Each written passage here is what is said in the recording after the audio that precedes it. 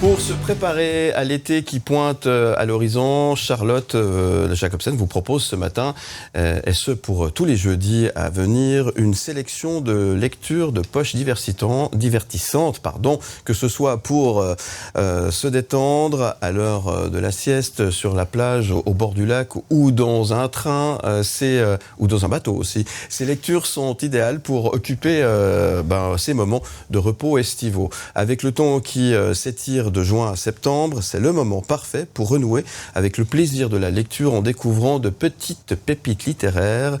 Aujourd'hui, Charlotte nous présente 3 livres qui ont pour thème commun le voyage qui tourne au cauchemar. Charlotte Jacobsen, ça fait envie de partir en vacances tout ça. Non, pas d'inquiétude. Rien de dramatique. Rassurez-vous, j'ai choisi 3 fictions qu'on appelle page-turner, qui nous embarquent littéralement dans des univers absurdes, décalés, où le paradis voisine souvent avec l'enfer, mais souvent avec humour et toujours dans un rythme effréné. Alors je vais essayer de tenir ce rythme effréné pour... sans ponctuation, vous chroniquez ces 3 livres que j'ai choisis. Le premier, Douglas Kennedy, Piège nuptial, d'abord paru sous le titre Cul-de-sac. Alors, Nick, originaire du Maine aux États-Unis, tombe un beau jour sur une vieille carte de l'Australie dans une librairie de Boston. Menant une vie plutôt tristounette et ayant pour seule compagne une vieille Volvo, il décide sur un coup de tête de partir dans l'outback australien à l'aventure. Là, il ne tarde pas à tomber sur une autostoppeuse autochtone, un beau brin de fille qui lui fera de la compagnie. Enfin, erreur fatale. Angie s'entiche de l'américain, le drogue, le ligote, l'emmène à Woolanup, son village paumé dans la savane, rayé de la carte depuis des années, et dont les habitants, tous plus bas du front les uns que les autres, vivent selon leurs propres lois et pas les plus marrantes. Donc Nick est pris au piège dans ce désert suffocant, alcoolisé et dangereux, où l'on mange du kangourou à toutes les sauces, mais de préférence les plus dégoûtantes, le tout arrosé de bière tiède. Alors, parviendra-t-il à s'échapper alors que la première bourgade est à plus de 400 km de piste de là? C'est un récit abracadabrant, sorti d'une imagination de dingue, mené à un train d'enfer, dans une ambiance folklore et surchauffée, cardiaque s'abstenir. Voilà. Alors ça, c'était pour le premier bouquin. Ça, c'était le premier piège nuptial de Douglas Kennedy. Est-ce qu'il y a des recettes de kangourous dedans? Oui, plein. Oui. Et puis, on apprend surtout comment les éviscérer, parce qu'ils travaillent tous à l'abattoir. Voilà, c'est hyper sympa. Alors, ambiance plus feutrée avec Yves Ravet, écrivain français avec Taormine. Alors, le couple de Louisa et Melville Badelel. Quoi de mieux qu'un petit séjour en Sicile hors saison pour se rabibocher? C'est que dès les premiers kilomètres qui les séparent de l'aéroport de Catane direction Taormine dans une voiture de location, Melville décide, mauvaise idée encore, de prendre un chemin de traverse pour voir la mer au plus vite. Il se fait tard, la nuit tombe, il pleut, et c'est alors qu'il percute violemment un objet non identifié sur le bord de la route. C'est là qu'on bascule, page 19. Les 2 passagers prennent la fuite sans même vérifier l'état de la carrosserie et encore moins l'état de la chose percutée. Petit malaise. Voilà. Donc, à partir de là jusqu'à la dernière page, ces 2-là, impassibles, imbéciles ou tout simplement humains, vont tout faire pour camoufler leur forfait, mais sans jamais réellement interroger leur conscience. Alors que tout porte à croire que quelque chose de très grave s'est passé et qu'ils sont piégés dans un effroyable engrenage, ici en Sicile et éternellement dans leur secret de couple. La cruauté de l'âme humaine est ici dépeinte avec subtilité, sarcasme, dans un style hyper minimaliste. C'est un roman noir en forme de nouvelle, très court, glaçant, sec, incisif et jubilatoire. La fin qui évoque l'arroseur arrosé est tout simplement géniale. Yves Ravet, donc Taormine, c'est ça? Taormine. Voilà, très bien, aussi à découvrir chez votre libraire. Ça, c'est les bonnes petites lectures pour l'été. Et Jamais 203. Jamais 203, Jodi Picoult, j'aimerais tant que tu sois là. Un titre un peu à l'eau de rose, le roman ne l'est pas du tout. Diana et Finn, 2 jeunes New-Yorkais brillants, sont sur le point de s'envoler pour les Galapagos. Seul hic, nous sommes en mars 2020. Finn, interne à l'hôpital, est réquisitionné pour un temps indéfini afin de soigner les malades qui affluent. Il décide de protéger Diana en l'envoyant malgré tout faire ce voyage seul. De pépin en pépin, elle débarque sur l'île d'Isabella, coupée du monde, et naturellement, rien ne se passe comme prévu. Elle fait tout de même la connaissance de Gabriel, et lors d'une baignade en eau trouble, Diana est prise au piège des vagues, elle se noie, fin du chapitre. Des chapitres 7 à 9, très courts, on tente de la réanimer, et à partir de là, c'est le lecteur qui se noie. Ça fait 300 pages qu'il lit une histoire parallèle. Comment je peux encore me faire avoir par un scénario? Là, c'est tout le talent de Jodi Picoult. Je ne vous en dis pas plus. Précipitez-vous en librairie. Merci. Ça donne bien beaucoup, envie, le Charlotte. Jody Picou. Le Jody Picou est Ouais. sympa, effectivement. Vous retrouverez toutes les informations concernant ces 3 bouquins proposés par Charlotte sur le site mlemedia.ch. Livre de poche en vacances, Thomas Lécuyer, oui, À fond, à fond, un par semaine. un par semaine. Ouais. Dont le Douglas Kennedy, qui avait ses habitudes à Lausanne. Il aimait beaucoup la ville de Lausanne, Douglas Kennedy. Il venait très souvent au Lausanne Palace, où il avait ses petites habitudes pour son thé. Il était très francophile aussi.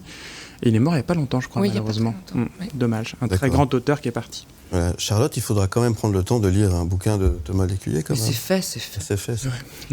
Mais elle n'en parle pas, peut-être parce qu'elle les a pas aimés. Ah, Oh, Thomas. ah voilà. Bon. Moraxenko.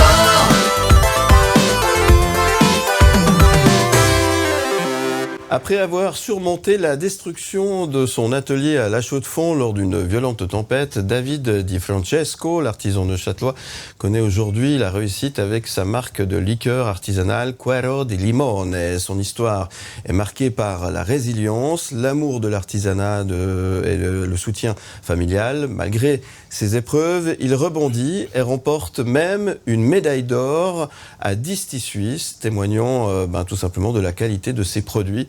Avec une détermination sans faille et le désir de voir son entreprise prospérer, David poursuit son chemin, soutenu par sa famille toujours, et la reconnaissance de son travail évidemment. David Di Francesco est notre invité ce matin sur le plateau et il est venu avec plein de bouteilles de limoncello, on a de l'oroncello, on a du fragolino, on a de l'expressino et du lenzirino, c'est ça? Lenzerino, oui. Voilà. Liqueur de gingembre. Quelle aventure, dites donc, quelle aventure. Tout a tourné pour vous lors de cette fameuse tempête qui s'est abattue sur la Chaux-de-Fonds, c'est ça? Alors oui, ça a été un événement qu'il a fallu surmonter, mais finalement une fois de plus, on l'a fait et à partir de là, je suis reparti encore plus déterminé et puis vraiment dans le but maintenant de développer mon entreprise et de pouvoir faire découvrir ces Alors vous avez passé de l'horlogerie au limoncello, c'est Alors ça? je suis encore dans l'horlogerie, en fait je le fais à temps partiel, donc je bosse à 80% en tant que dessinateur constructeur en microtechnique et en dehors je fais mes petits breuvages. D'accord. Qu'est-ce qui a fait que tout d'un coup vous vous êtes dit je vais faire du limoncello? Parce qu'à un moment passé de la montre, de la toquante, dans le pays, la capitale, qui est la capitale horlogère, et faire du limoncello, il y a quand même ces deux univers complètement... Alors c'est clair, c'est pas du tout connecté. Cette passion en fait, elle est née en 2016 en fait environ quand j'ai fait un voyage sur la côte amalfitaine où c'est que je me suis retrouvé dans une boutique où c'est qu'il y avait toutes ces bouteilles de liqueur qui étaient exposées. Et j'ai trouvé ça magnifique, puis ça m'a mis quelque chose dans la tête. Puis plus tard, en discutant avec ma nonna, ma grand-maman, elle m'a dit que sa maman, à elle, en fait, faisait déjà toutes ces liqueurs. Et de là, je me suis dit, mais attends, on avait quelque chose de familial, une tradition familiale, et moi, je vais la reprendre, et je vais faire quelque chose que je pourrais transmettre aux générations futures. À la base, c'était uniquement pour la famille. Et puis, quand j'ai commencé à élaborer mes recettes, donc en 2016, c'était un limoncello au début, j'ai commencé à faire goûter à droite à gauche. Comment tu trouves ça? Est-ce que c'est bon? Est-ce que c'est trop sucré? C'est trop alcoolisé? Et puis ça a tout de suite plu parce qu'il se démarque vraiment parce que c'est des arômes, des saveurs naturelles. Et finalement, ça a eu du succès. Puis à force d'être encouragé en 2020, je me suis dit pourquoi pas se lancer? Et puis c'était parti quoi. L'entreprise Cuero di Limone est née et a commencé à grandir. Et alors, les produits que vous utilisez pour vos produits qu'on a hâte de découvrir dans quelques instants, j'imagine qu'on va pouvoir goûter. On est d'accord de faire les cobayes sur le plateau. Évidemment, on sait bien qu'à la Chaux-de-Fonds, c'est pas là que se poussent les citrons, c'est pas là que poussent les oranges. Vous prenez votre matière première? Ils viennent directement de Sicile, du sud de l'Italie. C'est des agrumes biologiques, c'est ultra important pour la fabrication des liqueurs artisanales parce que finalement, le procédé de fabrication, c'est une extraction comme un solvant avec de l'éthanol pur, de l'alcool pur. Et on extrait en fait les huiles essentielles qu'il y a dans l'écorce. Donc c'est important d'avoir un produit de qualité.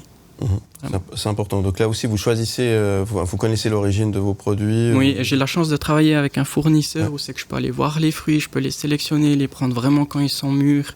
Et puis ça, c'est vraiment un avantage. D'accord. Alors c'est tout un travail derrière tout ça. Ça se fait pas si facilement que ça. Alors vous n'allez pas dévoiler les secrets de votre nonna, la recette pour faire un beau limoncello, mais c'est tout un travail quand même. Il faut pas être pressé, quoi. Non, alors c'est clair, faut savoir attendre. Le limoncello, il m'a fallu 2 ans pour le développer, à force de faire des essais, parce qu'il y a les temps de macération, donc à chaque fois faut attendre. Et puis après, faut faire goûter un peu à droite, à gauche pour faire quelque chose qui plaît, quoi. Est-ce que, comme en horlogerie, tout est affaire de précision ? Alors oui, on dirait pas comme ça parce que je pense qu'il y a plusieurs personnes qui le font à la maison, mais du moment qu'on veut commercialiser en fait un produit, il y a un tas d'ordonnances qui régissent les boissons alcooliques et il faut s'y tenir. Et c'est vrai que c'est pas évident. Il y a quelques images, on voyait que vous étiez en train de couper alors les citrons, mais aussi du gingembre. Merci, je cherchais le terme. Vous mettez du gingembre dans le limoncello ? Pas dans le limoncello, non. Mais ça arrive... c'était encore une autre version. En fait, finalement, il n'y a pas de limite pour inventer des liqueurs. On peut faire ce qu'on veut. Donc, D'accord. Alors ensuite, vous vous êtes inscrit à un concours et vous avez gagné celui-ci. Oui. La Disty Suisse. Waouh, la classe, quand même. C'était un rêve, en fait, parce que quand je me suis lancé, Disty Suisse, il faut savoir qu'il y a l'agroscope derrière. C'est le service agronomique de l'État, donc c'est suivi, et puis ça a une grosse valeur, si je peux dire ça comme ça. Et quand j'ai commencé, je me suis dit, mais un jour, je m'inscrirai, puis on verra. Parce qu'en fait, je me suis inscrit dans le but, il donne un récapitulatif en fait du concours avec les points d'amélioration, etc. Et puis là, ça a été la surprise parce que il y a une médaille d'or qui a été décrochée sur le limoncello. Waouh, ça c'est la classe quand même. C'était parfait. Du coup, ça a effectivement tout déclenché aussi pour la suite. Ça veut dire que votre entreprise peut rêver d'un avenir plus qu'intéressant. Si vous avez reçu déjà un prix comme ça en si peu de temps, ça veut dire que finalement vous arrivez à vous remettre sur les voies, les voies. Oui, c'est vraiment le but. Ouais. Et comme je l'ai dit tout à l'heure, j'ai repris une tradition familiale, puis maintenant le but c'est de la garder. Et mon rêve en fait c'est de pouvoir fonder une entreprise familiale et puis de pouvoir après transférer aux générations futures. Ça fait une jolie histoire dans un bouquin, ça. Oui, ça peut faire une belle histoire. Jacobsen. Alors j'ai un petit projet de développement pour vous. Moi j'ai beaucoup de mal à trouver la liqueur de chocolat et j'adore ça. Ah ouais, j'ai déjà essayé. Je vous encourage. On peut faire des liqueurs de tout. Il y a des trucs, ça marche pas. Alors, sur tous les essais que j'ai fait, bien sûr, il y a des choses qui ne fonctionnent pas. Et comme je suis, en fait, je vais jamais proposer une liqueur que j'ai pas aimée. Donc, il y a eu un tas d'essais où c'est que j'ai pas apprécié et puis que finalement, je les mettrai jamais en vente parce que si je dois conseiller quelqu'un, je dois pouvoir le faire comme il faut, en fait. Dans le Jura, on peut pas faire une liqueur d'absinthe ? On pourrait, mais ça va être malvenu. Des puristes. Par contre, je suis sur le coup, je suis en train de préparer un vermouth et puis l'ingrédient principal pour un vermouth, c'est de l'absinthe. Ah ok. Donc il y a des projets. Oui. Ça sera intéressant, j'imagine. C'est quoi la recette la plus étrange ou plus surprenante que vous avez essayée dans votre laboratoire, le truc que vous vous êtes dit C'était une liqueur de basilic, en fait. Basilic. Et puis du coup, ça c'est passé ou c'est pas passé au contrôle goût? Ouais, moi oui, j'ai adoré, mais parce que je suis ouvert à découvrir plein de grammes. Qu'est-ce qu'on goûte alors? Tout. Non, moi je vais prendre du café. Du café, oui, c'est l'heure du café. Alors, on goûte avec du café. Il faut que j'ouvre ça. Voilà. C'est une belle histoire, ça quand même, David Lotard. Ça fait plaisir de voir. C'est un bel exemple de réussite. C'est un bel exemple. Je m'aperçois aussi que c'est très à la mode en fait le limoncello. Je vois aussi dans le marché, il y a énormément de bouteilles. Alors c'est un peu comme le vin, je pense qu'il y a de tout. Donc vous en fait vraiment vous démarquez par le fait que c'est vraiment une recette originelle, parce que justement on trouve de tout sur le marché. Oui, effectivement. Puis après, ce qui démarque vraiment la liqueur par rapport aux autres, en fait, c'est les ingrédients, ils sont simples. En fait, finalement, c'est de l'alcool, de l'eau, du sucre et des fruits. Pas de conservateur, pas de colorant, pas d'arôme artificiel. On retrouve vraiment des saveurs de l'époque, si je peux dire ça comme ça. Et je reviens juste sur la masse. C'est 2 mois normalement. Quand vous faites un zeste de citron, il reste 2 mois dans l'alcool, c'est juste. Alors ça dépend. Ça dépend, puis ça fait partie des secrets recette. Non mais en gros. Sur un limoncello, on est plus court. Sur d'autres produits, par exemple, quand j'avais fait de la liqueur de noisette, là, on n'était plus long. On était sur une macération de 6 mois, par exemple. Ah oui, ok. Et le truc, pour s'améliorer, il faut à chaque fois attendre 6 mois. Donc c'est pour ça que le développement d'une liqueur peut prendre un certain temps, en fait. On a parlé de la Suisse tout à l'heure, mais vous avez aussi gagné des concours internationaux, notamment à Lyon. Et ça, c'est aussi, ça permet de sortir des frontières. Et là aussi, ça met la barre encore plus haut, j'ai envie de dire. Oui, bah c'était finalement pour un peu voir se situer par rapport au marché, puis ce qui se faisait. Et puis on voit que c'est un produit qui a sa place finalement parmi les autres grandes liqueurs. Bon, bah, alors santé et bravo, c'est super délicieux. bon, hein. C'est vraiment très très bon. Allez, Santé. Vous avez aussi une autre médaille d'or, c'est celle de M le Média en tous les cas. Merci. C'est vraiment super bon. Donc on vous invite. Où c'est qu'on trouve vos produits? Parce que ça, c'est alors maintenant on est en train de donner envie à tout le monde. Mais où c'est qu'on peut trouver? Où c'est que vous commercialisez Alors votre gamme déjà de produits sur le site internet, on livre dans toute la Suisse, donc possibilité d'avoir toutes les liqueurs. Donc le site, je vous laisse donner. Sur les réseaux sociaux aussi, vous pouvez sans autre me contacter. Et puis justement, on est en train de développer les restaurateurs, les épiceries de la région. Et puis voilà, le but c'est d'en avoir le plus possible maintenant. Voilà, donc sur votre site, on va directement sur Cuore di Limone, c'est Exactement, oui. Ouais. Cuoredelimone.ch. .ch. Il y a tout ce qu'il faut. Et très bien, c'est formidable. Vous avez d'autres projets à part ça? Il y a des choses qui se préparent pour la suite? Au niveau des recettes de liqueurs. Ouais, les recettes, ouais.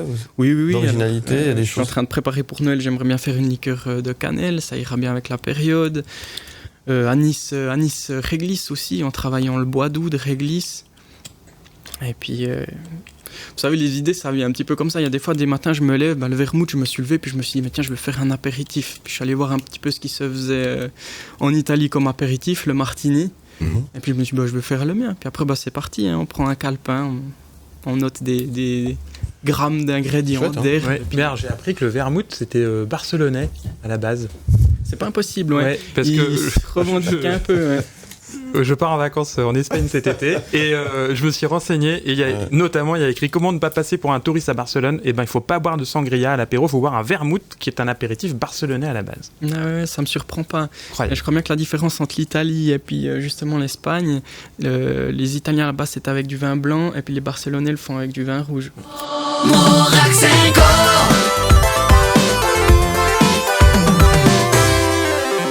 On parle maintenant de la 14e édition du Blues Rules Crissier Festival qui se tiendra les 7 et 8 juin prochains au parc de Montassé à Crissier avec une sélection artistique distinctive et des performances exclusives. Cette édition promet des moments de découverte, de surprise et de jam session inoubliables. Plongez-vous avec nous dans l'atmosphère envoûtante du blues avec une programmation sous le signe de retour aux sources. Bienvenue donc à Crissier. Et pour en parler, c'est Thomas Lécuyer qui est le grand organisateur en chef de cet événement. 14e édition déjà, mon chef Thomas. Dis donc, ça prend de l'âge. Le temps passe et surtout on est heureux de pouvoir continuer à proposer ces fabuleux voyages dans cette musique qui a tant inspiré tout le reste. Effectivement, on va parler un peu de la programmation, David Letard, parce que vous êtes plongé sur les artistes et cette programmation. C'est un grand cru. C'est un très bon cru, c'est une immersion totale dans le blues originel, une musique plus que jamais vivante, partagée, inspirante et inspirée. On va parcourir ensemble alors une petite partie de cette nouvelle édition et on pourra compter sur la présence du grand, très grand John Prater.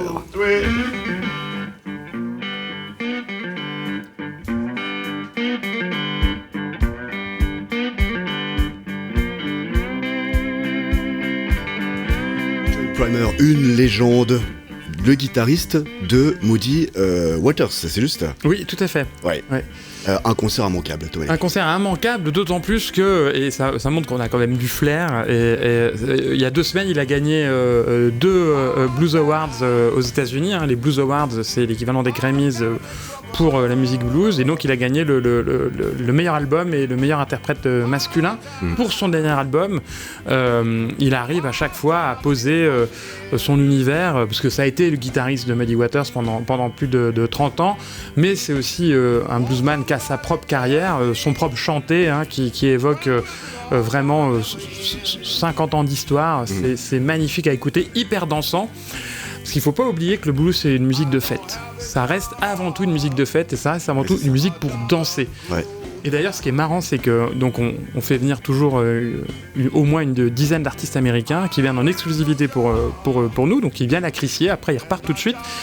Et ils disent toujours, le public suisse, il commence à danser à la dernière chanson. Ils aimeraient vraiment que le public suisse rentre dans la danse plus tôt, parce que aux États-Unis, c'est c'est une musique qu'on fait que danser tout le temps. Ouais. Thomas, vous parlez justement de musique qui fait danser. Le blues, en fait, aussi on constate, c'est une musique qui réunit les gens et on en a bien besoin aujourd'hui de se réunir autour de la musique. Et le blues est fait pour ça. Le blues, à la base, c'est la catharsis des douleurs du peuple africain qui a été amené et réduit en esclavage et qui a été amené de force aux États-Unis. La créolité, le côté créole du blues est très très important. C'est pour ça qu'on est très heureux d'avoir The Two, notamment, qui revient cette année. On a pu les écouter, ils chantaient en créole tout à l'heure. Et cette musique cathartique, donc, qui sert à évacuer les douleurs, nous parle à chacune, parce qu'on a tous des galères, on a tous des moments où ça va pas.